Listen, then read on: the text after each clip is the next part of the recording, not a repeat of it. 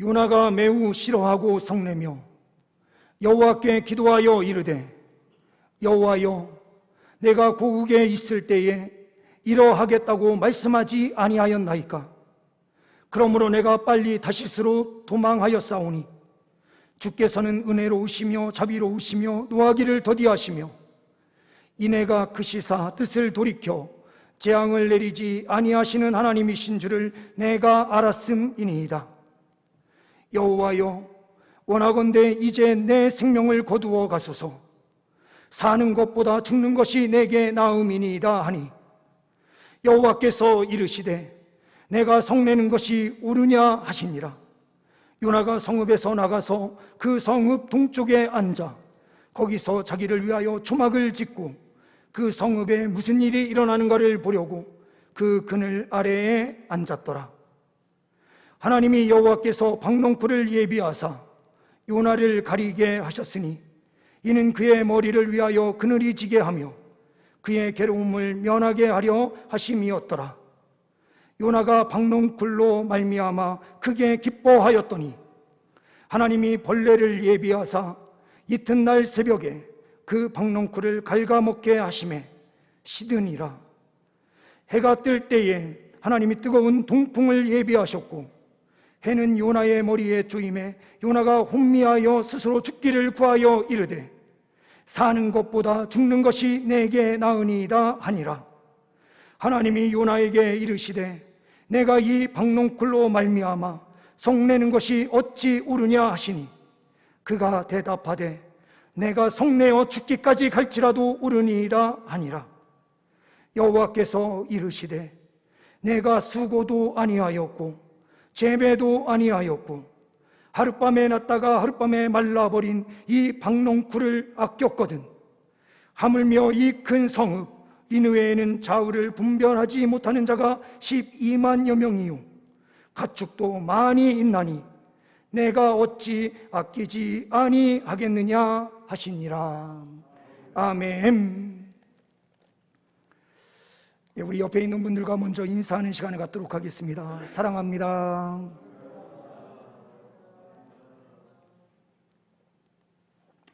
한 번 더 인사하겠습니다. 말씀에 순종하세요.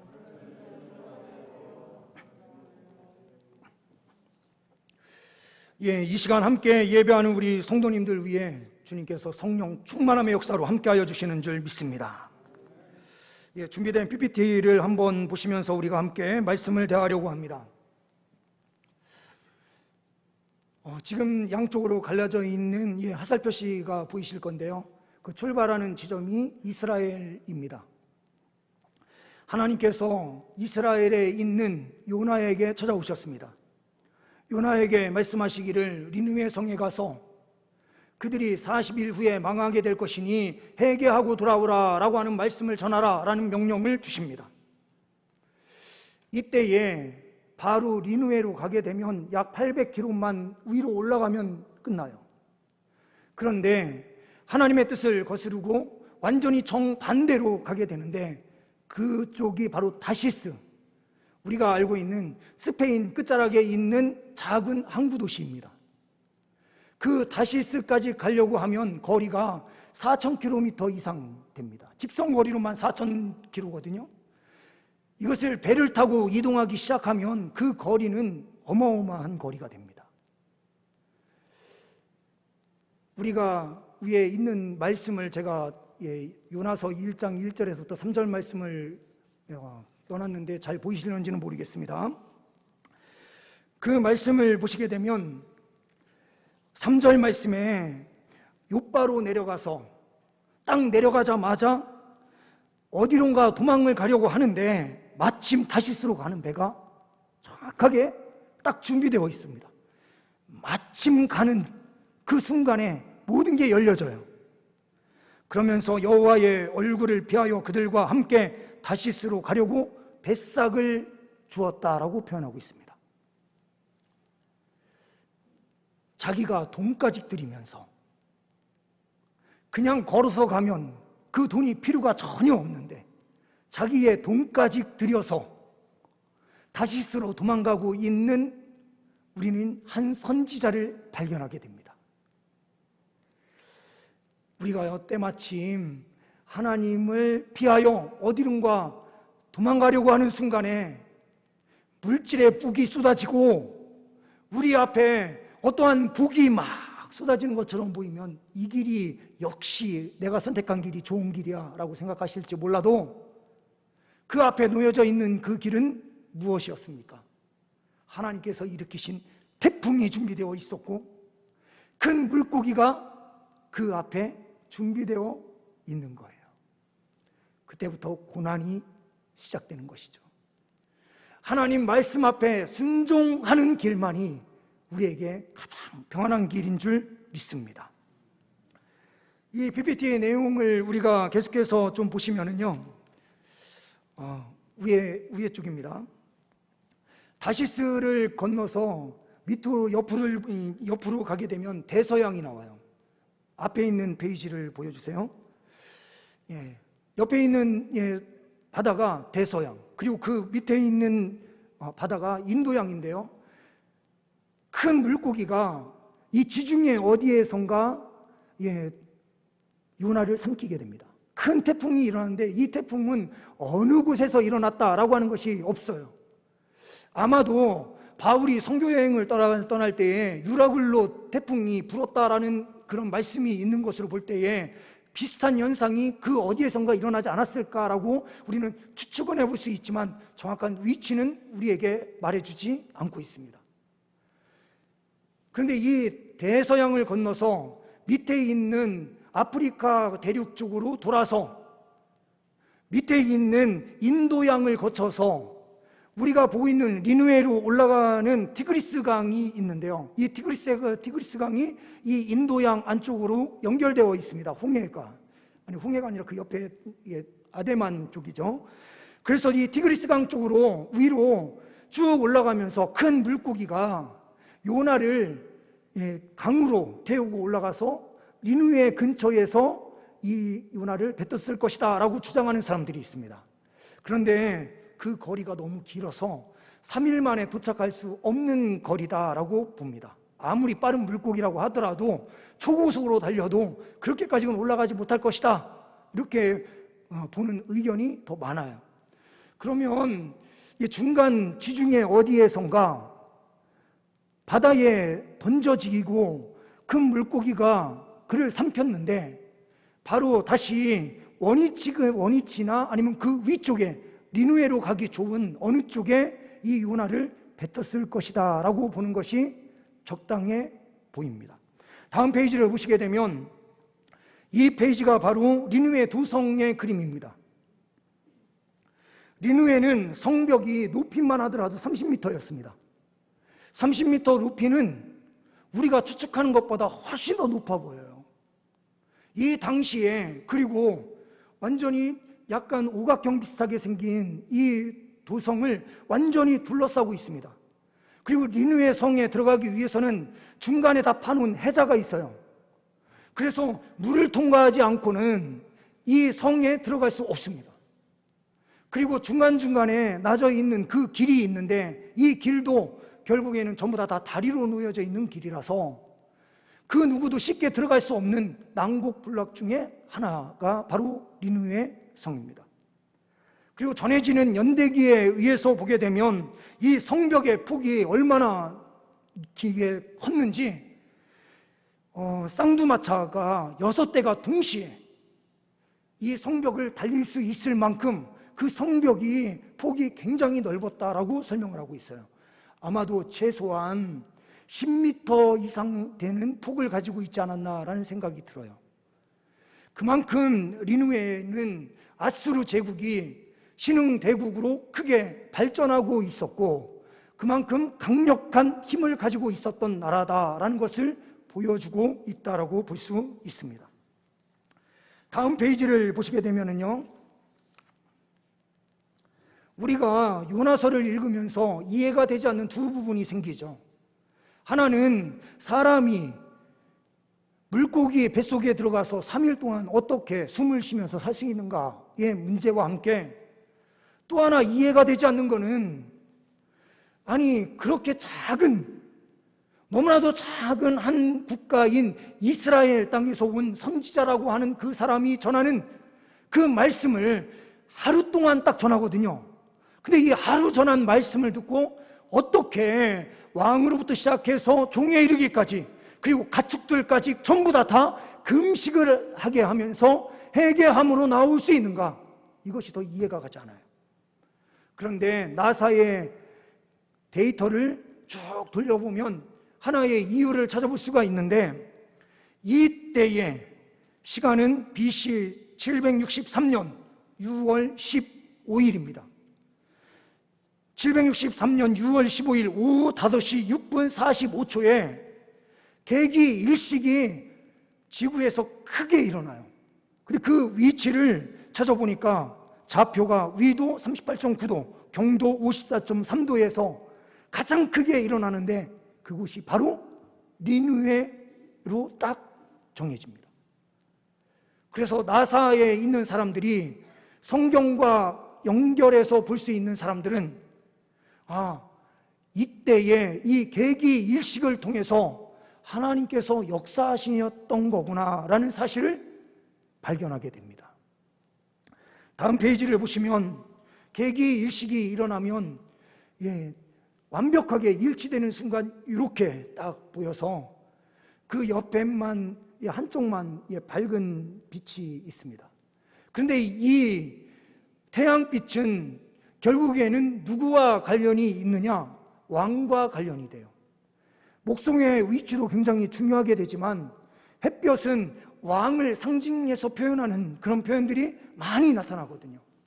그런데 이 햇볕이 가려졌다라고 하는 것은 그 나라의 왕이 실패의 자리로 들어갈 가능성이 높고 나라가 망하게 될 것이다 라고 하는 것을 예측하는 한 표로 이 계기 일식을 이해했었습니다. 내려주시면 되겠습니다.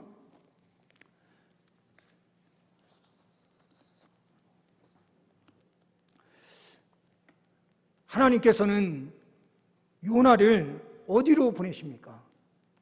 니느웨로 보내시죠. 그런데 참 신기하게도 하나님께서 선택하신 이 선지자가 자기 나라에서 말씀을 선포할 때에는 열왕기하 14장 25절에 보면 이스라엘 영토를 하나님께서 다 회복시켜 주실 것이다 라고 하는 예언을 할 때는 기쁨으로 그 예언의 말씀을 이야기해요. 그리고 그 말씀이 그대로 성취되고 이루어져요. 여로보암 2세 때에 가장 넓은 땅을 이스라엘 민족이 갖게 돼요. 옛 영광, 솔로몬이 가지고 있었던 영광을 다시 회복하는 것처럼 보이는 그 회복을 선포할 때는 능력 있게 선포해요.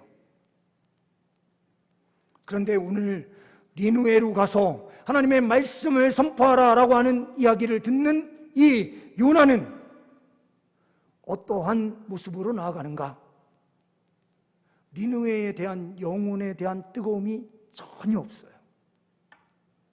하나님께서 40일이 지난 다음에 심판하실 것이다 라고 하는 그 예언의 말씀이 전해지는데 하나님께서 그들을 다 죽이셨으면 좋겠다라는 마음으로만 전하는 거예요. 이게 이 시대의 그리스도인들의 모습과 똑같아요.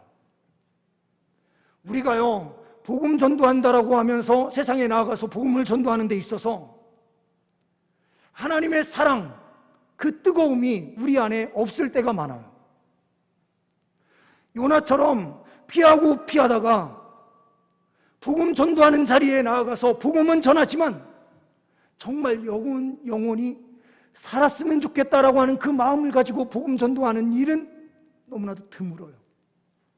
처음 며칠은 기쁨이 있고 즐거움이 있어요. 복음 전도할 때에 복음 전도하고 나면 마음 안에 뜨거움이 생겨서 와, 정말 하나님의 은혜가 이렇게 크구나라는 것을 복음 전도하면서 느끼고 체험해요. 그런데 이것이 몇 주 지나기 시작하면 당연한 그냥 현상처럼 느껴지게 되고 한 영혼에 대한 불타는 뜨거운 마음은 다 사라지고 하나님에 대한 그 마음을 이해할 생각도 전혀 없이 시간만 보내면 모든 것이 다 되는 것처럼 생각하면서 우리가 복음 전도할 때가 많습니다. 요나는 국수주의에 빠져 있었습니다. 하나님께서는 구원하시되 이스라엘 민족만 구원하셔야 돼요. 이방 사람들은 전부 다 지옥의 땔감으로만 하나님께서 만드신 존재들이에요. 구원받는 것은 나만 구원받아야 돼요. 오늘 요나서 4장 2절 말씀에 이렇게 말씀하고 있습니다. 주께서는 은혜로우시며 자비로우시며 노하기를 더디하시며 이내가 그 시사 뜻을 돌이켜 재앙을 내리지 아니하시는 하나님이신 줄을 내가 알았음이니이다. 이것은 요나의 기도의 내용이지만 이것은 하나님을 비꼬듯이 기도하는 내용이에요. 하나님, 제가 하나님을 잘 알아요.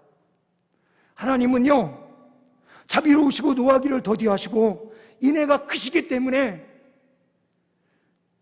하나님께서는 이방 민족을 하나님께서 살리실 것을 저는 알아요. 그래서 제가 이야기하지 않았습니까? 고국에 있을 때에 하나님, 제가 왜 다른 길로 갔는지 아십니까? 저 아수르만큼은 하나님께서 구원하시면 안 된다고 생각했기 때문이에요. 이런 심정이 요나의 심정이었어요. 근데 요한복음 13장 34절에서 35절 말씀은 뭐라고 말씀하고 있습니까? 새 계명을 너희에게 주노니 서로 사랑하라. 내가 너희를 사랑한 것 같이 너희도 서로 사랑하라. 너희가 서로 사랑하면 이로써 모든 사람이 너희가 내 제자인 줄 알리라. 우리가 이 세상을 살아가면서 가장 중요한 것이 무엇입니까? 하나님의 사랑을 가지고 있느냐, 가지고 있지 않느냐가 중요한 거예요. 하나님에 대한 사랑이 우리 안에 빠지는 순간 우리는 사역자가 아니에요. 우리가 우리 안에 사랑을 다 잃어버리는 순간 우리는 하나님의 자녀로 굳건하게 서 있지 못한 거예요. 가장 중요한 것이 무엇입니까? 복음 전도를 하든 무엇을 하든 하나님의 사랑을 그 안에 집어넣느냐 넣지 않느냐, 이것이 너무나도 중요해요. 요나는 사랑이 없었을 뿐만 아니라 자기만 즐기는 신앙으로 서 있어요. 오늘 요나서 4장 5절 말씀을 한번 보십시오. 요나가 성읍에서 나가서 그 성읍 동쪽에 앉아 거기서 자기를 위하여 초막을 짓고 그 성읍에 무슨 일이 일어나는가를 보려고 그 그늘 아래에 앉았더라. 계속해서 앉아있다라는 표현이 강조돼요.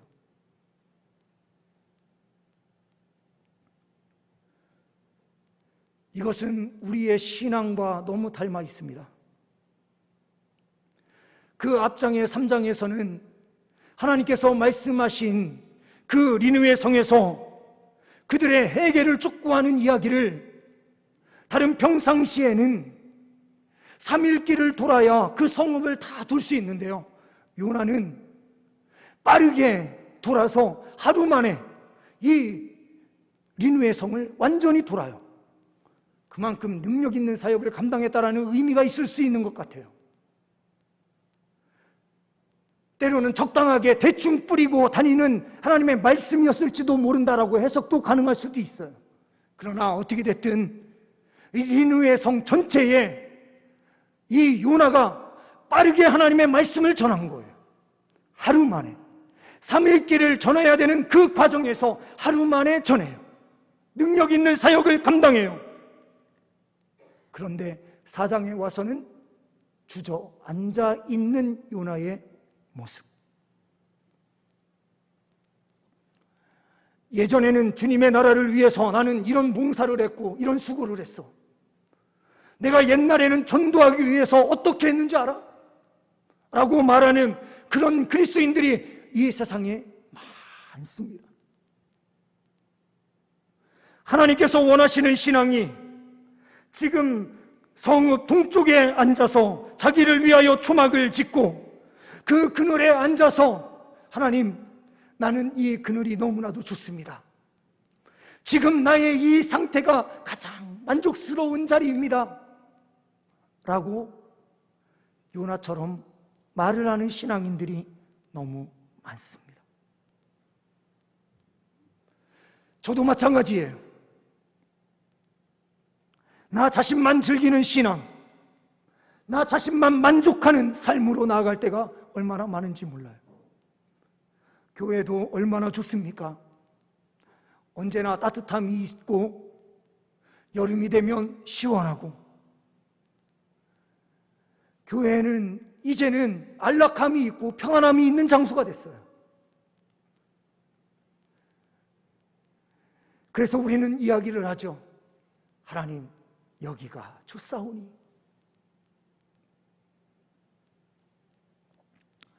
어떤 분들은 이렇게 말씀하실지 모르겠습니다. 목사님, 교회가 부흥하면 나한테 무슨 이익이 있습니까?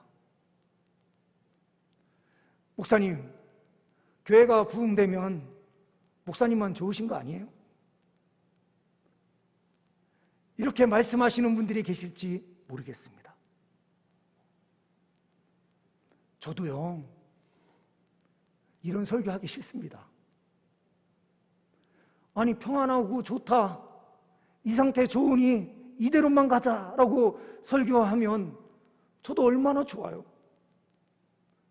그냥 이 상태에서 적당하게 앉아서 적당하게 먹고 살면서 그냥 이 정도면 좋지, 일하는 것도 이 정도까지만 일하고 더 이상 하지 않아도 되니까, 평안함을 추구하고 그렇게 우리가 얼마든지 살 수 있을지 모르죠. 저도 지금 상태에 그대로 있으면 저도 평안한 삶을 누리면서 그냥 적당하게 살지 몰라요. 그래서 성경 말씀을 우리가 곳곳에서 다 한번 보십시오. 하나님께서 우리에게 뭐라고 말씀하시는가? 예수님께서 그 평안함, 영광을 누리시기 위해서 저 천국에 그대로 계셨으면 십자가에서 죽으실 일도 없으셨어요. 이 땅에서 수많은 제자들에게 배신을 당할 이유도 없었어요. 예수님께서 그 영광을 누리시는 그 자리에만 계셨으면 그 어떠한 역사도 이 땅에서 이루어지지 않아요.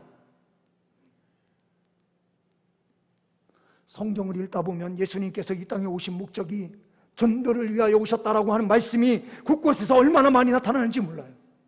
그 직접적인 단어만 우리가 따져보더라도 예수님께서 이 땅에 오신 것은 한 영혼을 살기 위한 전도를 하기 위하여 오셨다라고 하는 그 성경 구절이 8번이나 나타나요. 예수 그리스도의 십자가를 따라야 되겠다라고 말하는 우리가, 우리만 즐기는 신앙, 우리의 그 복음을 위한 신앙, 이 신앙에서 머무를 때가 너무나 많습니다. 요나서 4장 6절에서는 박농쿨을 예비하사, 7절에서는 벌레를 예비하사, 8절에서는 하나님이 뜨거운 동풍을 예비하셨다라고 말씀하고 있어요. 예비하시고 준비하시는 하나님이세요. 오늘 우리가 말씀을 보았듯이 아수르 연대기로 들어가서 보게 되면 그때의 아수르의 상황은 어떠했는가? 전염병이 들어와서 많은 사람들이 죽어가고요, 아람의 군대가 계속해서 공격해 들어오면서 아수르의 대적 역할을 계속해서 전쟁을 끊임없이 해야 되는 상황, 그리고 내란이 일어나서 수없는 어려운 고통이 밀려오고 있을 그때이고, 전염병이 4년이나 계속 지속되면서 큰 어려움 가운데 놓여 있었던 곳이 니느웨예요. 하나님께서는요, 그 민족을 구원하시기 위해서 준비해 놓으신 것이 너무 많아요. 다시스로 향하는 그 배가 마침 그 자리에 있게 준비해 놓으셨어요. 배를 타고 가는 그 과정에서 태풍을 준비해 놓으셨고, 그리고 그들의 뱃사공들의 인생사까지 다 주관하셔서 이끌어 가셨고, 이 요나를 던지자 요나를 삼키는 물고기까지 다 준비해 놓으셨어요. 그리고 복음을 전하는, 말씀을 전하는 이 요나의 그 시기에 정확하게 맞춰서 계기 일식이 일어나는 은혜의 역사를 펼치시기 위해서 지구의 모든 자정과 궁전, 이 모든 것까지 또 하나님께서 다 준비해 놓고 되셨던 거예요. 하나님께서는 하나님의 방법으로 일하신다, 내가 모든 것을 준비해 놓는다라고 주님께서 계속해서 말씀하세요.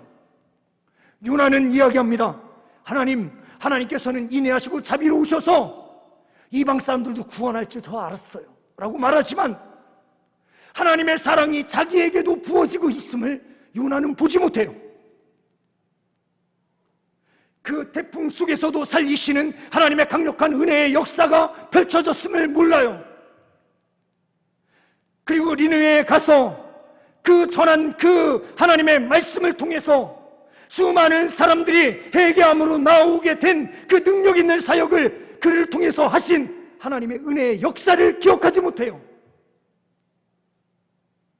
하나님께서 매 순간순간 요나의 모든 삶에 은혜를 베푸시고 계셨다는 사실을 몰라요. 뜨거운 바람이 부는 그 장소에서 그늘을 허락하시는 하나님의 은혜, 그것을 보지 못해요. 그런데 박농굴을 하나님께서 벌레를 보내셔서 갉아먹게 하니 뜨거운 그 햇볕이 내려지고, 여기에선 동풍이라고 되어 있는데 동풍은 자그로스 산맥을 뒤로 하고 아라비아 광야에서부터 뜨겁게 불어오는 그 동풍, 50도씨까지 올라가는 뜨거운 상황이 펼쳐져요. 이때에 혼미해진 요나가 하나님, 차라리 나를 죽여주십시오. 창조주 하나님께 자기를 죽여달라고 요청하는 그 기도는 어떠한 내용입니까? 생명의 근원 되신 하나님을 배반하는 기도로 나아가고 있는 거예요. 하나님께서 베푸신 은혜가 얼마나 크고 큰지 하나님의 은혜는 볼 생각이 전혀 없어요. 자신만의 그 그늘, 자신만 사랑하면서 달려가고 있는 요나의 모습, 하나님께서 어떠한 계획을 가지시고 니느웨를 구원하시려고 하시는지 하나님의 뜻에는 전혀 관심이 없는 요나. 그러면서 4장 11절 말씀에 이 큰 성의 니느웨에는 자우를 분별하지 못하는 자가 12만여 명이요 가축도 많이 있나니 내가 어찌 아끼지 아니하겠느냐 하시니라. 말씀에 끝이 없어요. 그 다음에 어떠한 내용이 연결돼야 될 것 같은데 하나님께서는 그 다음 이야기를 말씀하시지 않아요. 그 이유는 무엇입니까? 바로 이 시대에 있는 그리스도인들에게 하나님께서 질문하시는 거예요. 이 세상에 있는 78억의 추구하는 영혼을 위한 그 마음은 혹시 요나와 같은 마음이 너의 마음이 아니냐라고 질문하시는 것처럼 보여요. 사도행전 말씀에 그 사도행전 28장으로 마무리 되면서 완전히 끝을 맺지 않고 열려있는 끝을 맺으시는 것처럼 이 요나 안에도 하나님께서 그 끝을 맺으시지 않으세요. 전도와 하나님의 말씀의 이 증거는 끝이 없다는 것을 계속해서 보여주는지 모르겠어요. 하나님께서 심판하실 날이 40일 후에 있었다라고 한다면 40일이 되는 그날까지 요나는 쉴 새 없이 뛰어다니면서 복음 전도를 했어야 돼요.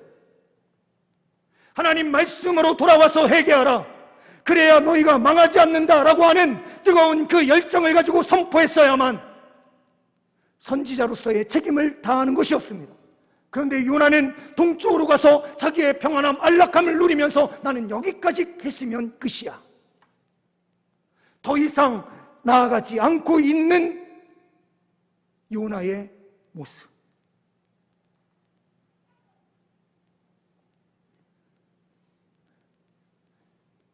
우리가 정말로 하나님을 사랑하고 있느냐라는 이 질문을 이 시간 우리가 받게 된다면 우리는 뭐라고 답변할 수 있을까요?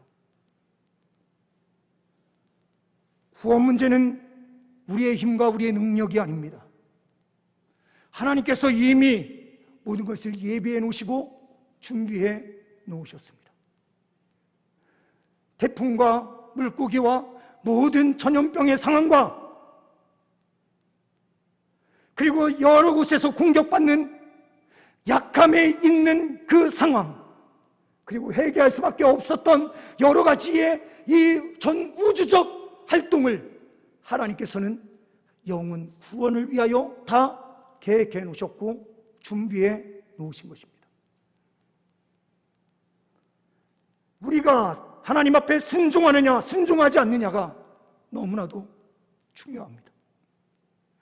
그런데 겁없이 요나는 하나님 앞에, 하나님, 저를 차라리 죽여주십시오.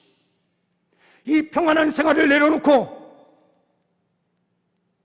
이 어렵고 힘든 상황 가운데 나를 두신다면 주님, 저는 죽는 게 낫습니다.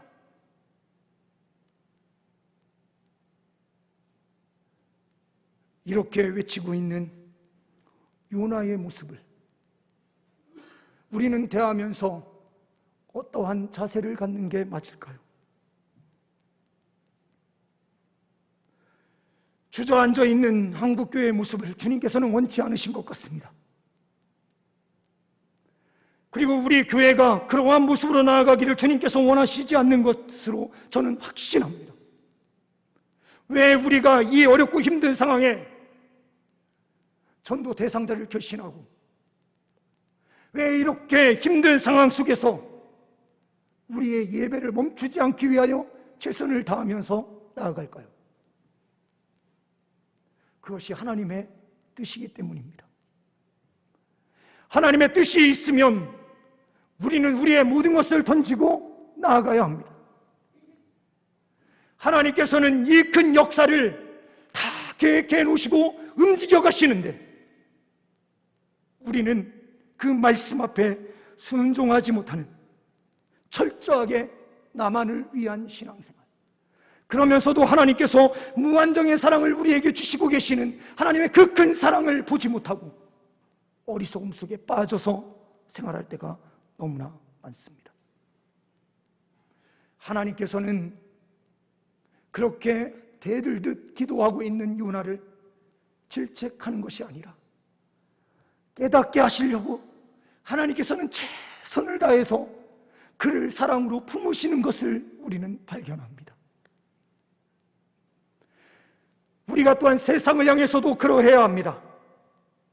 우리를 힘들게 아무리 하는 사람이라도 그 사람들은 구원받아야 될 존재에 있는 것을 우리가 잊지 말고 끝까지 복음 전도하는 일에 최선을 다하고 그 안에 한마디를 전하더라도 하나님의 사랑을 집어넣고 정말로 한 영혼에 대한 뜨거운 열정을 실어서 주 예수 그리스도를 믿으십시오, 그러면 구원함을 얻습니다라고 하는 그 복음의 메시지를 분명하게 선포하고 전할 때에 이 땅은 변화되게 될 줄 믿습니다.